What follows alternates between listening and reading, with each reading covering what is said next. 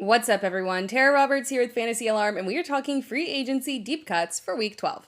It might feel terrifying to start a guy coming off 2 performances of less than 10 fantasy points, but my deep waiver ad of the week at quarterback is Taylor Heinicke.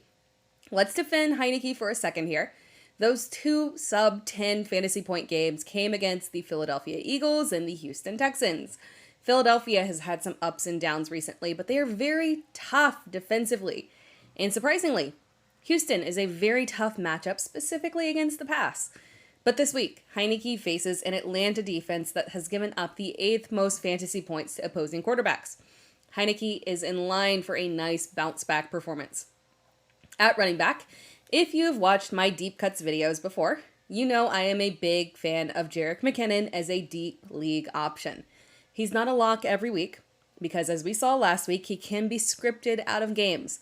But his pass-catching upside makes him someone that can get you 10 to 12 fantasy points in PPR. The Chiefs' backfield is down to McKinnon and Isaiah Pacheco. Pacheco is the lead back on the ground very clearly, but he isn't a pass-catching back. So that leaves the door open for McKinnon. And this week they play the Rams. And while the Rams have been a tough defensive matchup, the offense is starting Bryce Perkins with no Cooper Kupp. I can see the Chiefs attacking early aggressively through the air, which benefits McKinnon for a nice bounce-back opportunity here.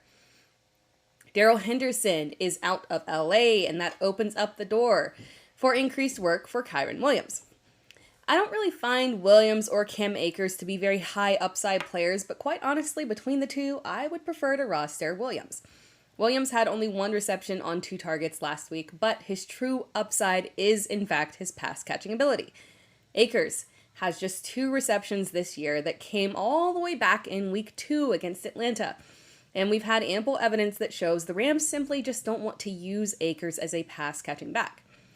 Williams likely won't thrive on the ground because the Rams' offensive line is atrocious, but he can get 3 to 5 targets and be productive with them. And if he does that, we can see him be a low-end flex option. Moving on to wide receivers, this was actually a tough list to narrow down because there are plenty of low-end receiving options to pick and choose from this week.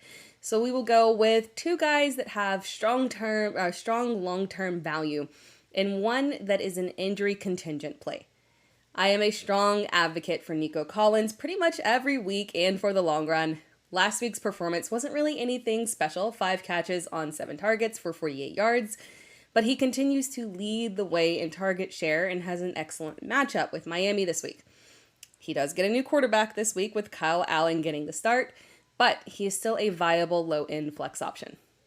Another option is Demarcus Robinson. I get why people are less than enthused to roster Robinson, but he is really the only realistic high-volume option for Baltimore outside of Mark Andrews. Robinson caught all 9 of his targets in Week 11 for 128 yards. That is something we have never seen, even come close to seeing, from Devin Duvernay or James Prochet. Robinson's target share has been solid for 3 games in a row, and the Ravens play Jacksonville, who has allowed the 8th most fantasy points to opposing wide receivers. Robinson is a low-end flex option. He is dealing with an injury, so keep your eye on that, but he did practice in full on Friday. Now, this is the double injury contingent situation here. Greg Dortch is dealing with a thumb injury, but if he is active, there are a couple of scenarios where he's a solid start this week. If Hollywood Brown doesn't play and Rondale Moore is out, Greg Dortch is a top 24 receiver.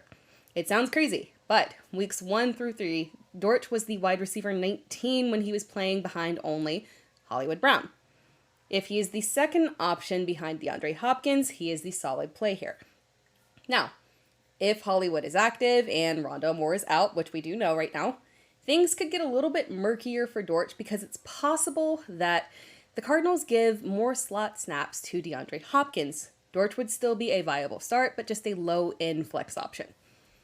At tight end, the hot commodity at low tight end this week is obviously Foster Moreau.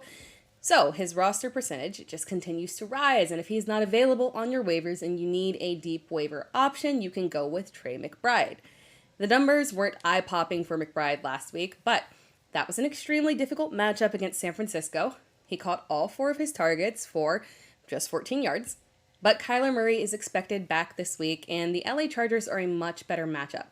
McBride should continue to grow in this role and become a startable option potentially this week.